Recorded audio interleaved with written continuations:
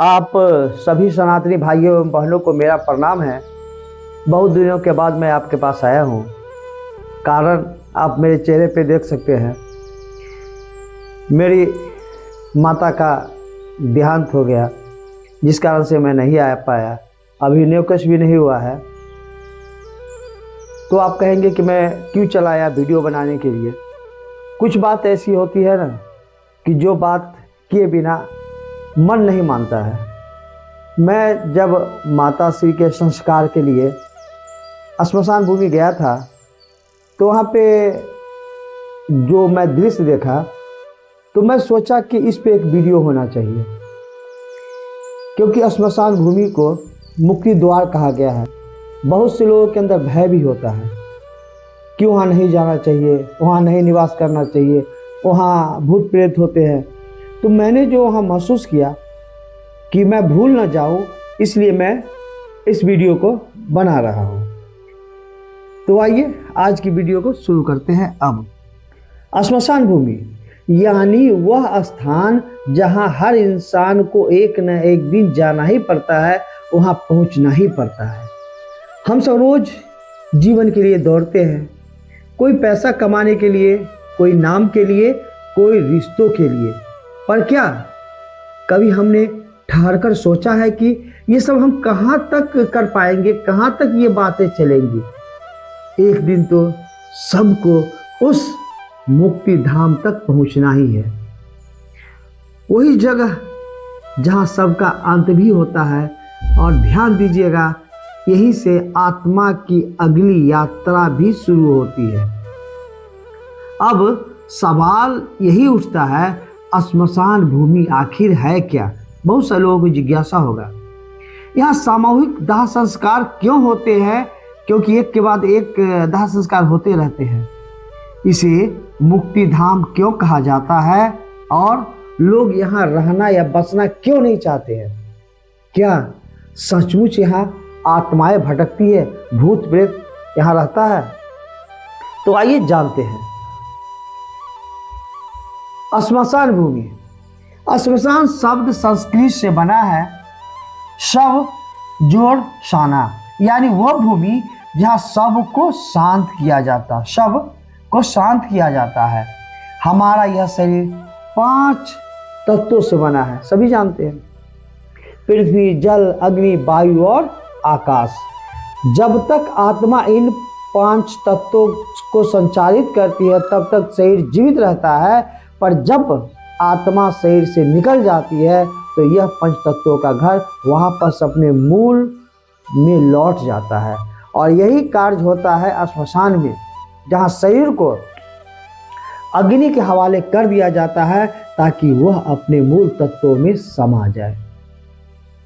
तो मेरे भाइयों और बहनों, श्मशान कोई डरावनी जगह नहीं है। यह तो प्रकृति का सबसे पवित्र और संतुलन का बिंदु है। जहाँ शरीर समाप्त होता है वही आत्मा की नई यात्रा प्रारंभ होती है। अब आप कहेंगे कि यहाँ सामूहिक दाह संस्कार क्यों होता है, एक के बाद एक ही जगह पे क्यों होता है?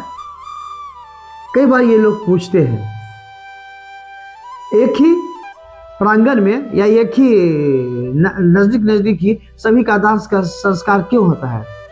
कहीं और क्यों नहीं कि एक यहाँ तो एक कोस के बाद एक, 2 कोस के बाद क्यों नहीं होता है?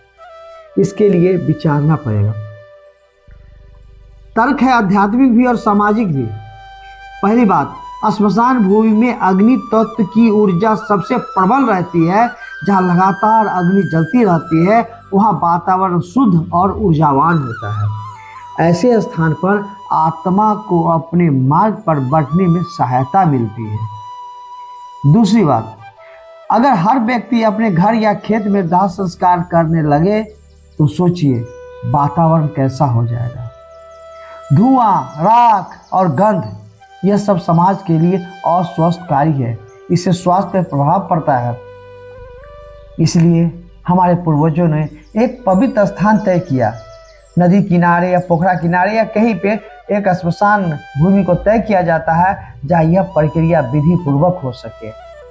और तीसरी बात, शास्त्रों में कहा गया है यत्र नित्यं अग्नि दीप्यते तत्र प्रेतात्मा न तिष्ठति। अर्थात जहाँ निरंतर अग्नि जलती है वहाँ आत्मा भटकती नहीं है। इसलिए श्मशान में सामूहिक दाह संस्कार ही आत्मा को शांति देने का माध्यम है। अब आइए, क्या श्मशान को मुक्ति धाम हम क्यों कहते हैं? मेरे सनातनी भाइयों एवं बहनों, श्मशान शब्द, जी हाँ, श्मशान शब्द सुनते ही डर लगता है, लेकिन मुक्ति धाम सुनते ही श्रद्धा आती है। क्यों? क्योंकि मुक्ति धाम शब्द में मुक्ति का भाव छिपा हुआ है। यह सकारात्मक शब्द है। यह वही स्थान है जहां मनुष्य अपने शरीर के बंधन से मुक्त होता है, जहां आत्मा संसार की माया से छूटकर अपने असली घर की ओर बढ़ती है। हमारे ऋषि मुनियों ने कहा है, श्मशान को देखो तो शोक मत करो, बल्कि सोचो मुझे भी एक दिन यही जाना है, तो क्यों ना जीवन को सही ढंग से जिया जाए। बंधुओं, श्मशान जीवन का अंत नहीं है, बल्कि वह क्षण है जब आत्मा ब्रह्मांड की अनंत यात्रा में प्रवेश करती है। इसलिए इसे मुक्ति धाम कहा गया है। अब समझे मुक्ति धाम क्यों कहा गया श्मशान भूमि को? मुक्ति का द्वार, आत्मा का विश्राम स्थल भी कहा जाता है। तो हुआ कि जब इतना अच्छा जगह है तो लोग यहाँ निवास क्यों नहीं करते हैं?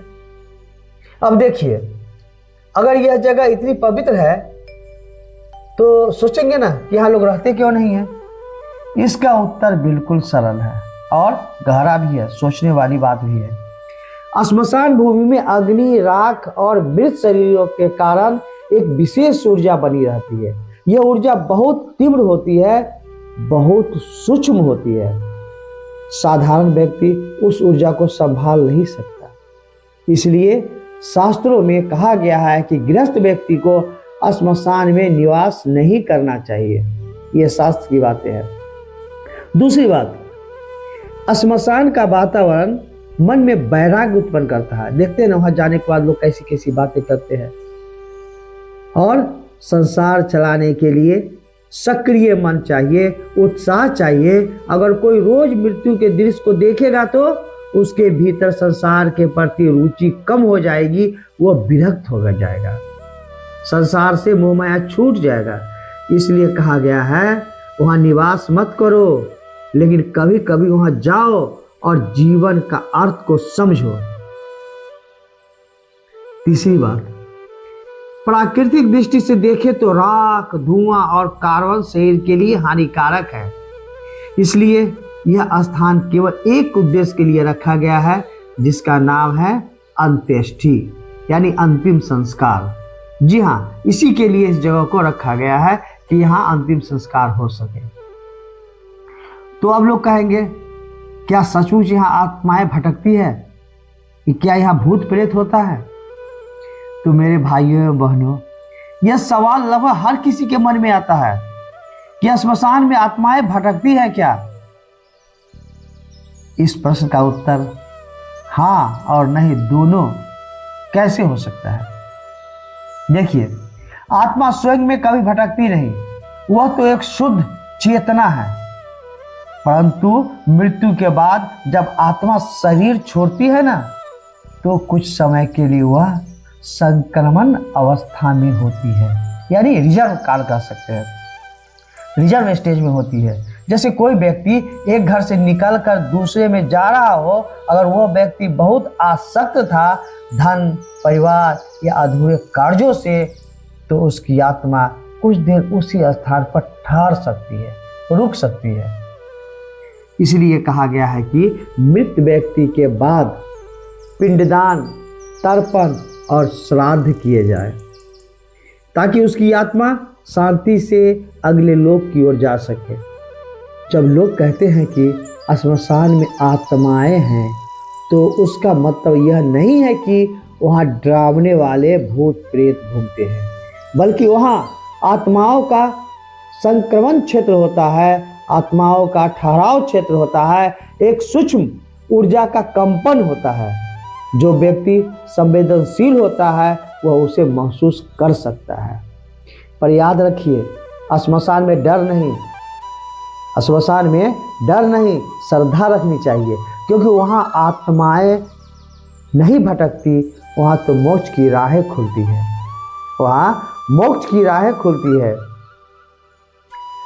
अब आप श्मशान से मिलने वाले जो ज्ञान है उस पर हम सभी चर्चा करेंगे। श्मशान केवल मृत्यु का स्थान नहीं बल्कि ज्ञान का मंदिर है।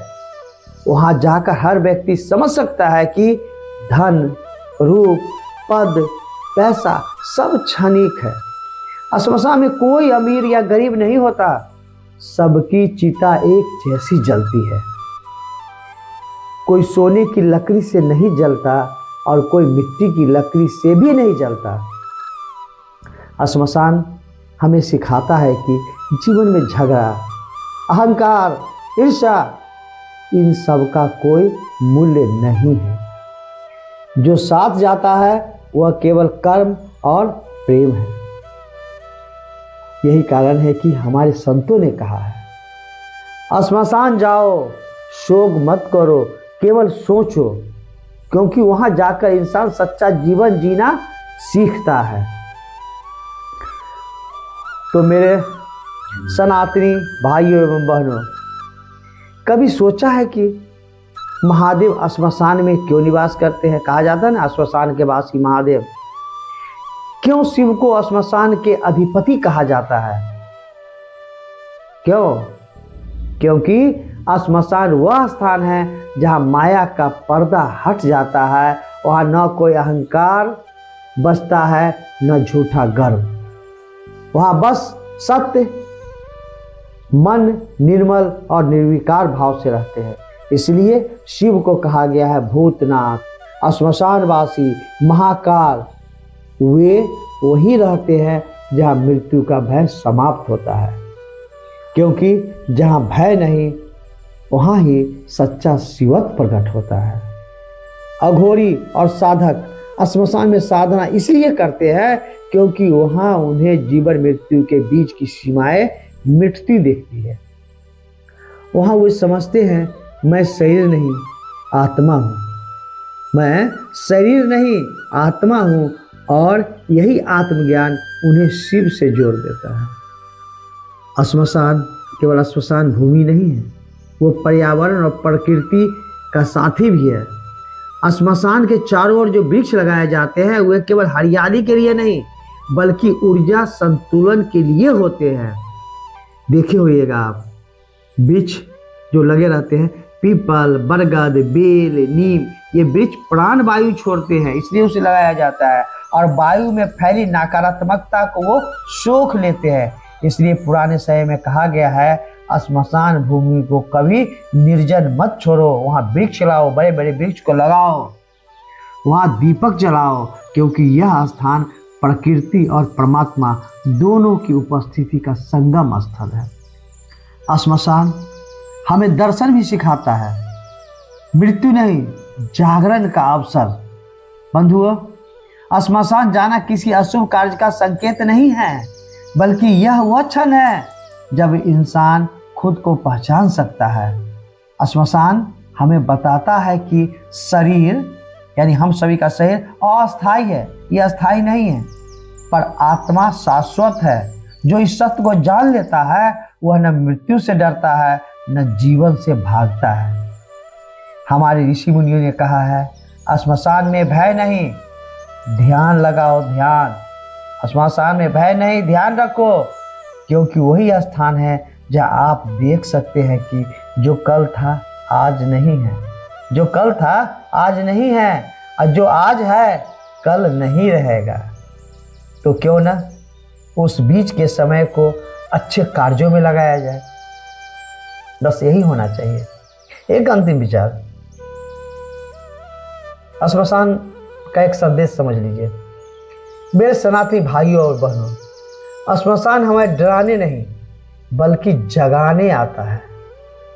यह श्मशान हमें सिखाता है कि जो आया है वह जाएगा, पर जो कुछ करेगा वही उसके साथ जाएगा। श्मशान वह स्थान है जहां हम समझ सकते हैं कि जीवन की असली पूंजी क्या है?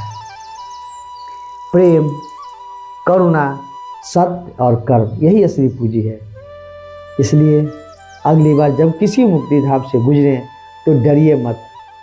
उस भूमि को प्रणाम कीजिए, उस श्मशान भूमि को प्रणाम कीजिए, क्योंकि वहाँ हजारों आत्माएं विश्राम कर रही हैं। वहाँ जीवन और मृत्यु दोनों साथ बैठते हैं। श्मशान की मिट्टी कहती है, हे मनुष्य, जितना समय मिला है उसे सच्चाई और प्रेम से जियो, क्योंकि अंत में सबको यही आना है।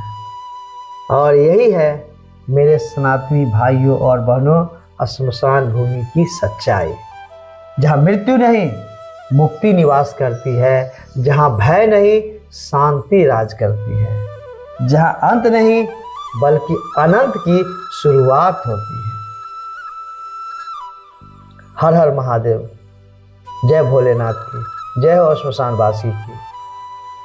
आप सभी भाइयों और बहनों को मेरा प्रणाम। आज का जो वीडियो था यही विराम होता है। तनिक सोचिएगा, विचारिएगा, क्योंकि मैंने भी ये जानकारी विभिन्न स्रोतों से प्राप्त किया है, कुछ अपनी जानकारी भी इसमें मैं जोड़ा हूँ। तो ये वीडियो कैसा लगा आप कमेंट में ज़रूर लिखिएगा, और हो सके तो इस वीडियो को अन्य भाई बहनों तक भी जरूर शेयर कीजिएगा। फिर मिलते हैं किसी अन्य दिन अन्य वीडियो में। कुछ विलम्ब हो सकता है क्योंकि माँ का देहांत हुआ, जैसा कि मैंने पहले बताया था, वो काम क्रिया है, तो उसमें कुछ विलम्ब हो सकती है।